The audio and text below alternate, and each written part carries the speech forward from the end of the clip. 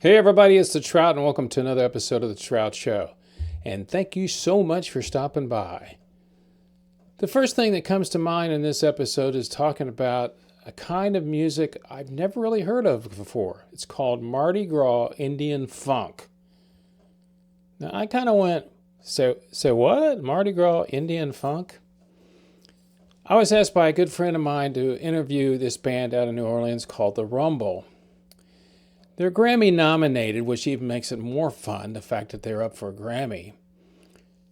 But when he told me about them, I said, well, I got to look into this Mardi Gras Indian funk music. And I listened to them, and then I realized, oh, I really like this music. It makes you feel good, and I can't even explain it to you. If you've been to Mardi Gras, you know anything about New Orleans, jazz, all that stuff, the funkiness of it, that's exactly what the Rumble does. And I was pleasantly surprised when I got the opportunity to be able to interview two of the great players with this band, the keyboard player and the bass player. And they talked to me about how the band got started, but they were with the other band too that was very famous in that kind of music. And they traveled all over the world, and this band, the Rumble, is going to be doing the same thing. So I think you're going to like this episode. If you like Mardi Gras type music and you definitely like something that makes you feel good, then you're going to want to hear about the Rumble. Grammy-nominated group out of New Orleans where they do Mardi Gras Indian Funk. So stay tuned because that's up next on The Trout Show.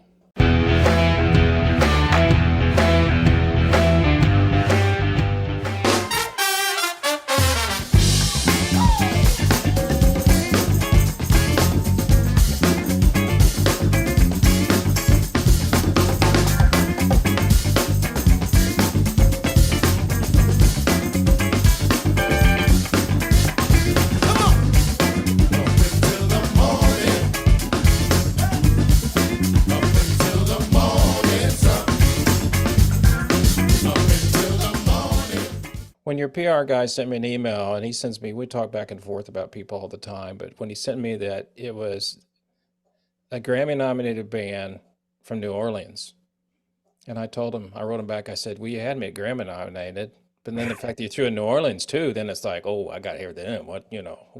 What's this all about? So I immediately went, because I have a rule. The rule is very simple. If I don't like the band, I'm not going to interview them. Right. So it's, because people ask me and sometimes I go, no. Mm. Anyway, I went and listened. And of course, the album. So what category? I know it's a live album, but what category are you in? Do you guys know for the Yeah, Grammy? we're in the regional roots, best regional roots record. Regional Roots. They've Yes. got so many areas now. I can't keep up with all of them.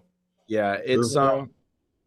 it's lately it's been mostly between like Louisiana artists and Hawaiian and then some like Native American Okay. records, typically, like Appalachian music and stuff. Call Americana stuff. We call Americana. But it's Right. like hyper specific Americana, because there is like Americana and more closely related to the folk stuff, and then there's like like a specific in group of Appalachian people or native, Yeah. and then but lately it's been a lot of Louisiana artists. And did you guys know, both of you guys know each other before the band got started? Uh, Yeah, yeah, Yeah, yeah. so I whether you mean, played in the other band or you played together or whatever. So I don't know if you want to take this one, TJ. well, I was just going to say in regards to, I mean, almost everybody in the band knew each other just from being Okay. musicians on the scene Right. before the other band or anything like that. So, which is what made us playing together, so fun because there was a sense of familiarity. I'm not even going to try to say the word No, again. I got it. Yeah. And Y'all yeah, knew each other. Y'all I'm knew not each sure how other. much you know about the Rumble's specific backstory. Well, That- and we're going to get into that because everybody listening or watching this doesn't know, but I try to do as much research on everybody I can because I don't want to come on here and go like, what do you guys do? Because I know you play keyboards, you play bass, TJ, Right. so I already knew that. And you're from originally, the band was formed out of a Chawa, or what, I don't know how you guys say it with the Hawaii. Cajun Yeah, it was- accent, but So, but tell me a little bit more. Go ahead. Tell me about how you guys all got together. Yeah, well, basically a lot of us had known each other from different walks of life because all of us are, gigging regular musicians around New Orleans. So we had all been together in different bands, but we all really got very close when we were together as Chawa. We did multiple years of like pretty hardcore touring with the band, recorded records. DJ's like, yeah. Say that again. Yeah, there were some moments. By the time we had started the Rumble, the core, the 7 of us, or the 6 of us, not including Trent, had been through the ringer together. Basically we'd been through it. Like the kind of things that a lot of bands that is the reason why a lot of bands don't make it through the bottleneck. We actually, in a sense, were lucky that we went through a lot of those challenges when we were, it wasn't like all on us, when we were essentially sidemen together. Were you considered the hired guns? Well, that's really I understand the business, so I didn't know whether you. The hardest part about it is that when it was convenient, we were hired guns, and when it was convenient, we were band members. Okay. Right. So, I understand. But at the end of the day, we had no ownership. Okay. That was in the Chawa band, right? Right. Yeah. Now, did you guys travel out? You said you traveled did you go all over the States, or did you do regional? What did you do? Yeah. All over? Yeah, I mean, all over. Canada, Chawa's been in Asia. Oh wow! Yeah, I mean, you guys have been. Yeah, you did hit the road, didn't you? Yeah. And then if it weren't for COVID, we would have hit Europe like oh my gosh, 3 or 4 times. Yeah. All right, so let me ask you a quick question. Separately, you can answer this question. Did you ever wake up one morning and go, "Where the hell am I?" On tour? Yeah. That's a daily thing. Out of a given, yeah. Yeah. Especially when you're like a sideman, like and it's funny because I always say this, like people always ask about the places you go and whatever, and it was like when I was booked for my first tour, I could tell you 4 months before we even left, you could name a date, and it was like a 3 tour I went on, and I was like, we're gonna be in Lawrence, Kansas, and we're playing this venue, but now 8 years in, it's like I can let you know tomorrow where I'll be. Yeah. I can't. I have to look at the schedule myself. I'm not even, But I think the thing about it for you guys is the hardest thing, I think, and as I said, I've interviewed dozens of musicians, a lot of them tour Europe and the UK. But I think the hardest thing is for everybody that starts out, they all dream of this, right?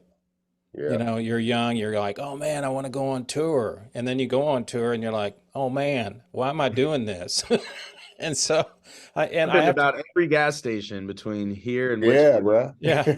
Where's the next bathroom stop? Yeah, but exactly. I remember, so I interviewed you all know who Joe Bonamassa is? Mm-hmm. Okay. I interviewed his drummer from the late 2000s, 2010, and in the summer. Nice guy.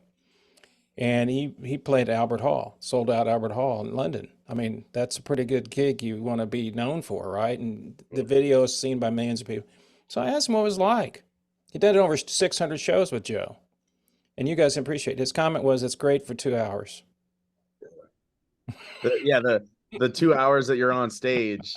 Yeah. That's what you're living for. You know what I mean? The other 22 to 23 hours, that's all for that 60 to 120 minutes that you're on stage, which is, it's a big commitment that a lot of people don't necessarily think about. They think it's all this like glitz and glamour. And, there are parts that really, there are parts that really feel like that and make it all worth it. And, times when, for instance, if we're up in Buffalo, like we try to go out and see Niagara Falls, and we try to make sure to see the Grand Canyon, whatever, like little things. And I think that's actually so important when you are like road dogging, as they call it, like to really try and throw in a little bit of that balance, because otherwise it can get really grueling, and the other 23 hours start to weigh into or whatever, 22 hours start to weigh into the showtime, I mean, that's what you get paid for, but the glitz and glamour, and I don't want to stay on this very long, but the glitz and glamour is there to a certain degree, because nothing better than, look, you guys look like band guys. So you know, walk off, people, hey, can I talk to you? You know, TJ, I want to talk to you. And, you know, so that's what's cool about it. Right. So Yeah. let's go back to, I want to talk about individually real quick. Okay. So did you start playing keyboards when you were young? How did you, I've or was that yeah, your first thing? I've been playing keys since I was about probably I started taking lessons when I was like 5. I had Okay. an older sister who was taking piano lessons, and I would go after she would practice and pick out whatever she was working on the piano and just by ear. And so then shortly after that, my sister got tired of it, and my parents then switched me over to lessons. And what did So you start learning how to play? it started with classical actually, and I did that for probably 5 or 6 years, and then I actually quit because uh, I thought it was boring. I was like, all I can do is play notes on the page, and I didn't know, I hadn't been exposed to a lot of music that had keys uh as like in popular music, whatever. What was on the radio when I was growing up was like Green Day and Oh, Good okay. Charlotte and whatever, you know. So Yeah. and my parents were So there big wasn't class. any keys in that stuff. No. Yeah, Yeah. it was like classical music, and the Beatles was like really big in my house growing up. Yeah. Yeah. There's some keys in there, but it wasn't until actually I was probably about 12 and I heard Ray Charles and Oscar Peterson, and I Mm. was like, you can do that with piano? Like that can be, you know, I had never heard that before. And that, so I had quit, you know, probably from like 10 or 11 till 13. And then I heard that, and immediately my love was like re-sparked, and I started, uh, you know, playing again. And so who was your biggest influence? Your mom, I know you mentioned two right there, but I mean, Um, let me rephrase it this way. Living or dead, which keyboard player would you love to talk to and meet?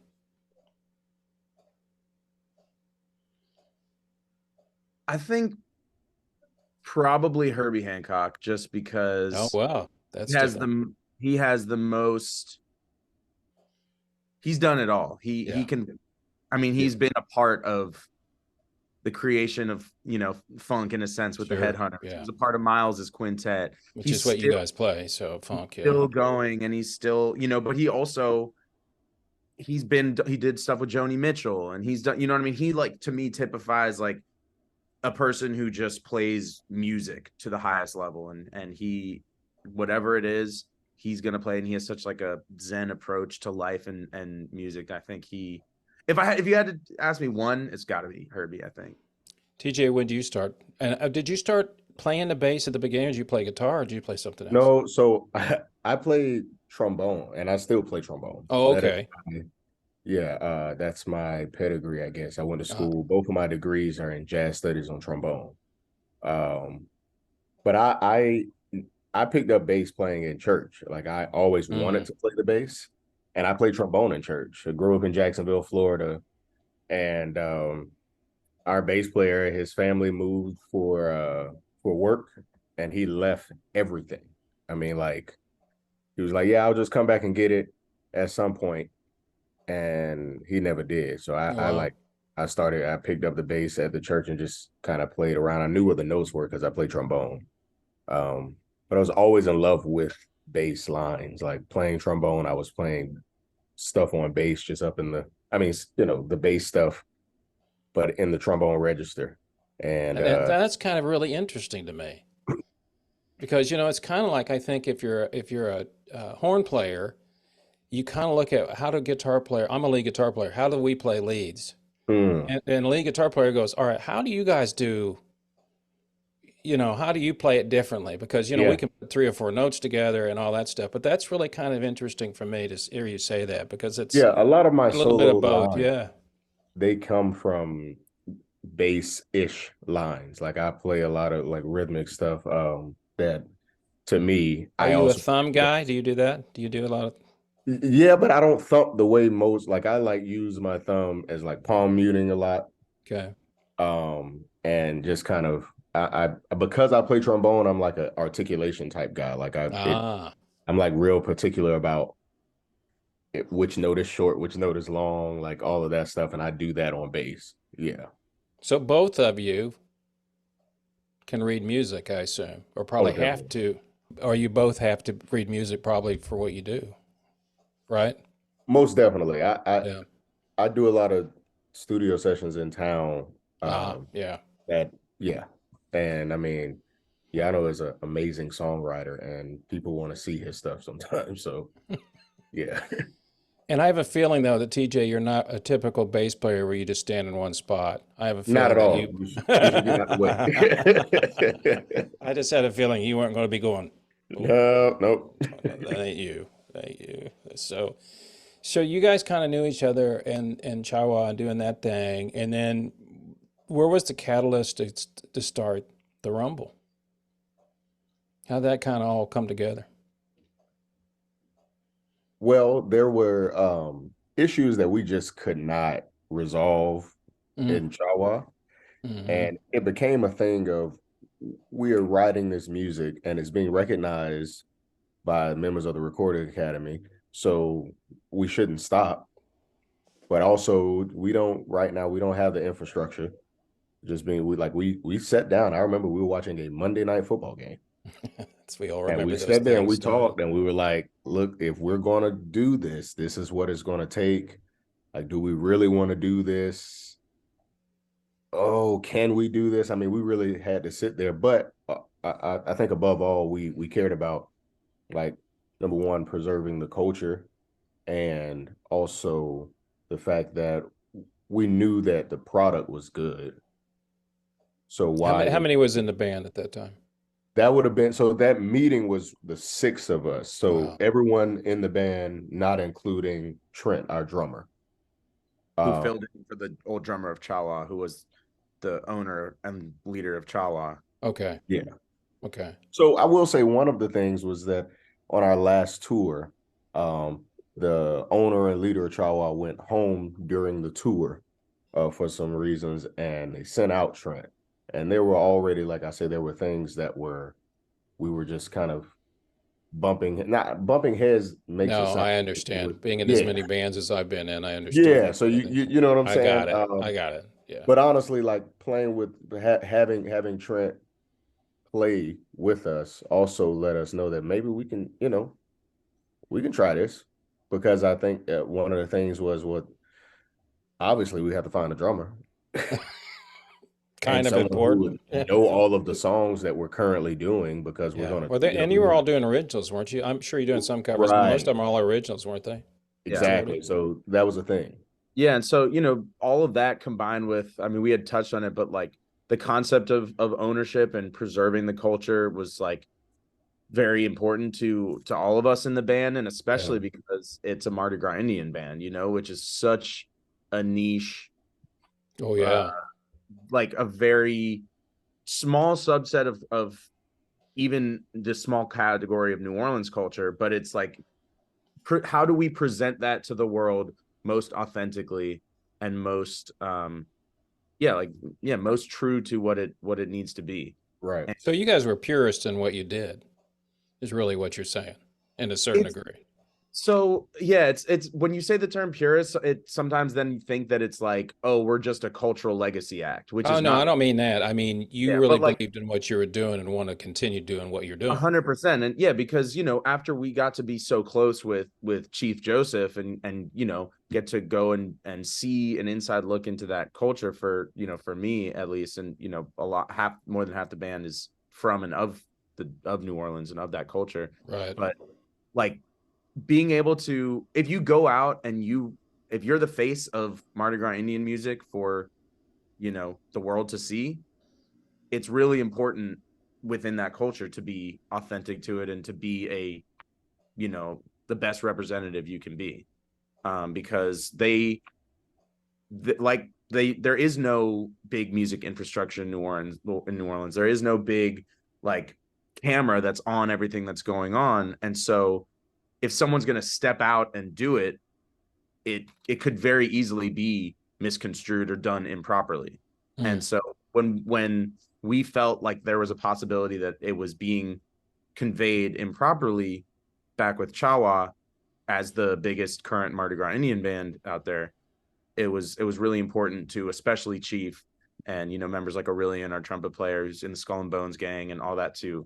It was really important that if we were going to start over and do it, that we really wanted to make sure we were doing it right. So that's obviously, you said, okay, we got to start the Rumble.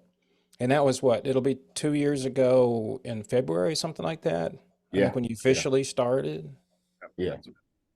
And did Uh, you guys, so let me, when it came to when you put the band, new band together, did you guys sit back and go, let's rehearse a lot before we come out? Or what, how did you do that? Or did you just start playing?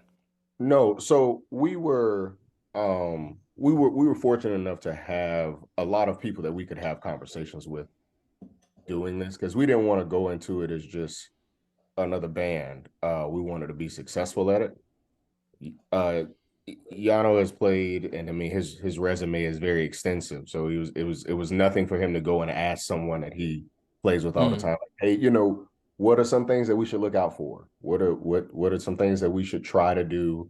And myself, Now, really, TJ's being modest too. He's got as many, if more, or if not more than me.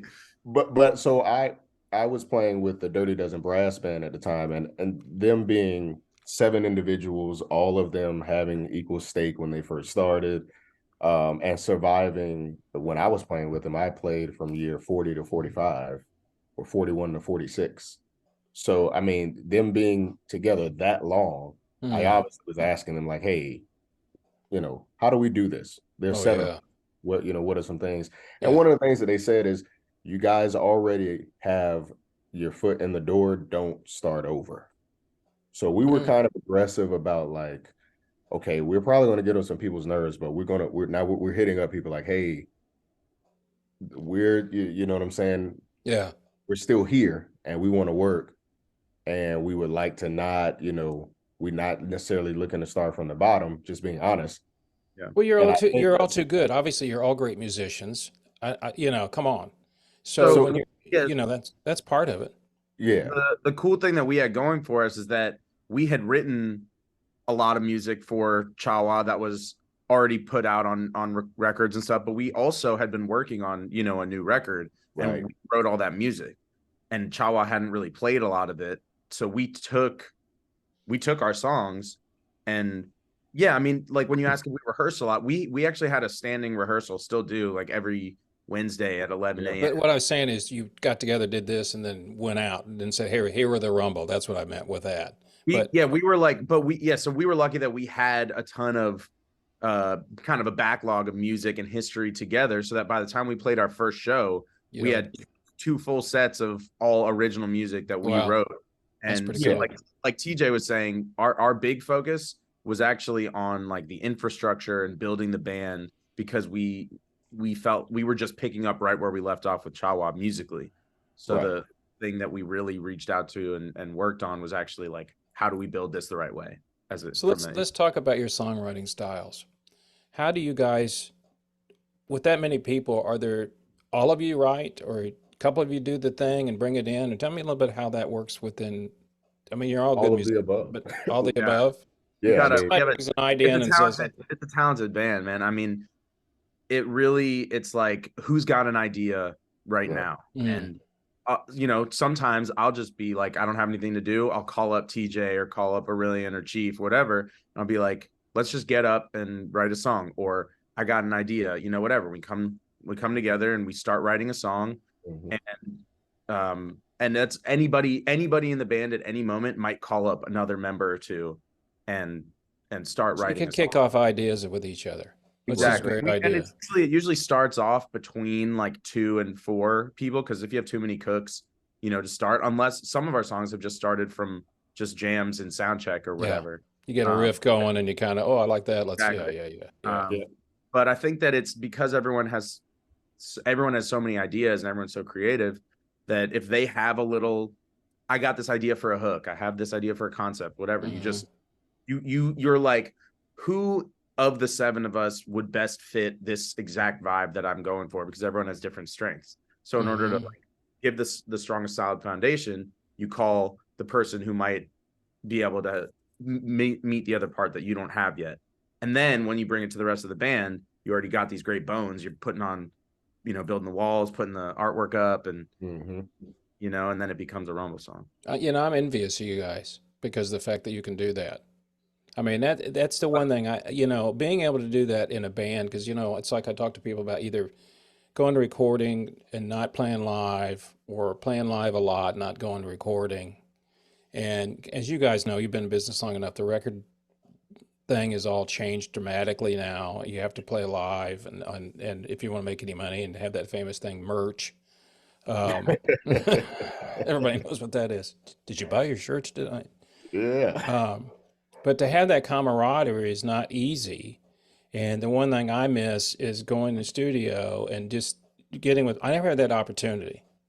I mean, just sit in with my other fellow musicians and say, okay, throw something in here. I'm stingy with my music to a certain degree. I want something to sound a certain way, but then if I brought something to you guys, I would go, okay, you put the bass in it, what you think, and you put the keys in it, because that's your ideas are completely different. And that's what makes it work. And then when that collective energy you get, that you really get on stage, can translate when you're in the studio. Because, some of you are sitting in the booth, some are around, waiting for the things to go, and all of a sudden say, hey, but if that all comes together, and that's why I say I admire you for being able to do that and be able to hold it together and then continue to do it.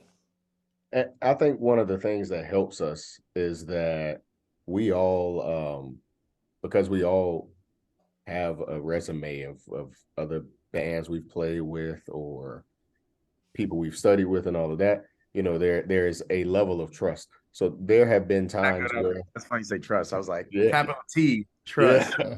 Trust. Yeah, like there are times where Yano brings in a bass line and it may not be what I would play.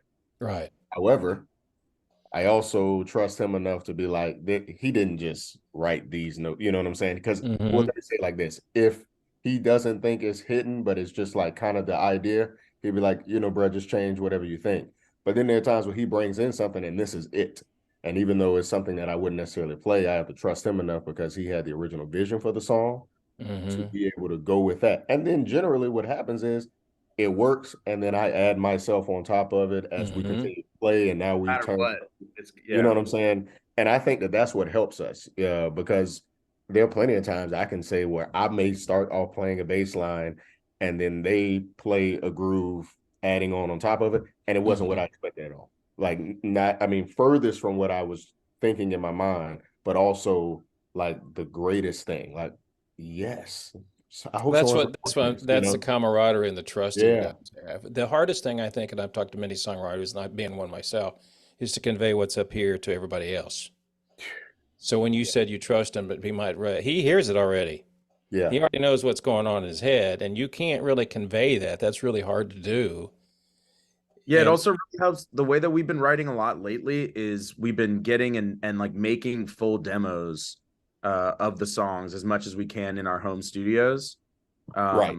So by the time we bring them to the band, they're like pretty fleshed out, and you can convey your idea. But oftentimes, like for instance, I can't play guitar, so I'll like write everything, but then I'll be like, Ari, I left everything there, whatever, everything's in there except the guitar, because like you got that, whatever. Right. But it really helps that we have this like technology where we can go and even like, MIDI in a horn idea or like whatever, to just convey that and have that there, so they can, instead of trying to sing it to them or whatever. Like, I think it really helps. It's funny because how much has changed. I mean, and I'm working with a country artist out of Nashville. Interviewed him recently, and he sent me a couple of tunes, and they're more funky blues. That's kind of thing that I play. And I said, well, can you send me the stems or whatever, stems or tracks or something like this? Well, I have to go to the producer. I said, never mind. I can just listen to the WAV file and add what I want to. But then I said, do you need horns in here? Well, yeah, I kind of hear some. Well, I live 10 minutes from one of the most great music schools, University of North Texas, which is, everybody knows about UNT. Man, my former trombone professor is the jazz trombone professor there. Nick Finzer, shout out to him. Yeah. So I have a friend up there. She's a professor, and I said, hey, can you do something for me? Well, we can't do anything. We couldn't do that years ago. Right. And also, you guys didn't become semi-engineers, because you can sit down instead of going and taking this and going, here, I'll turn my amp on and I'll record a groove. Here you go, guys. Now you can sit and I think it's There are just parts changed of the that so demos much.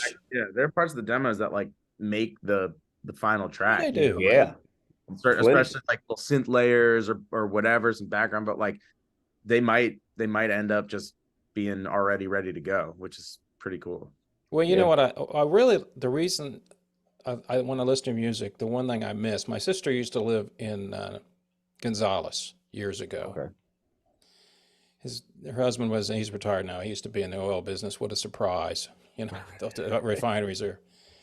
And, I went to a couple times Mardi Gras years ago and all that stuff. But the thing is, it's kind of like Nashville.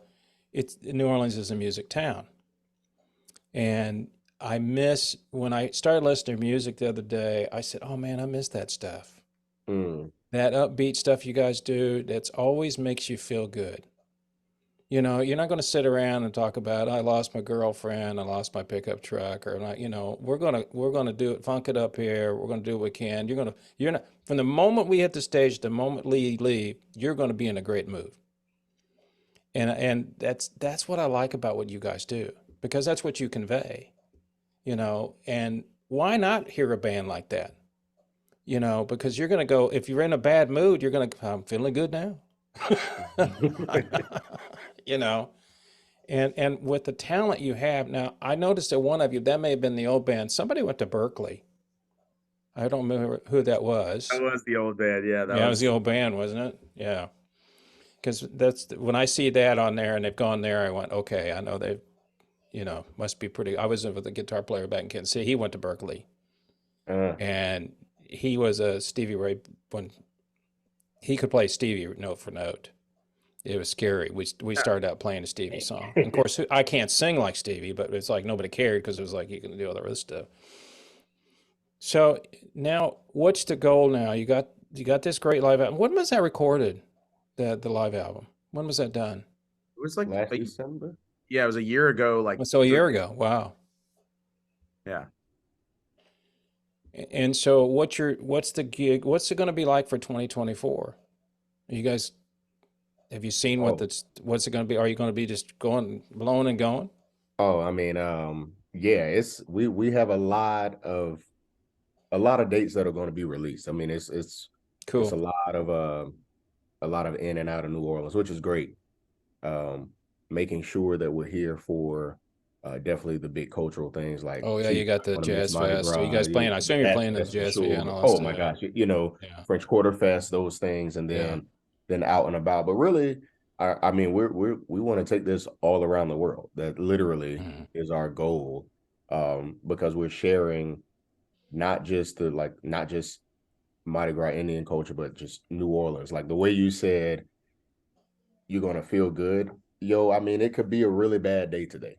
It really could be, and I might write about it. But at the end of the song, we're gonna feel good at some point. Like we're not sulking here, which is the beauty of the city and the beauty of the culture. No matter what happens here, there's always a party, some way, some shape or form, even if it's at your house with just you by yourself. You know what I'm saying? Like there's always a good ending. So we love sharing that. That's what makes all of the hard stuff on the road. That's what makes it worth it.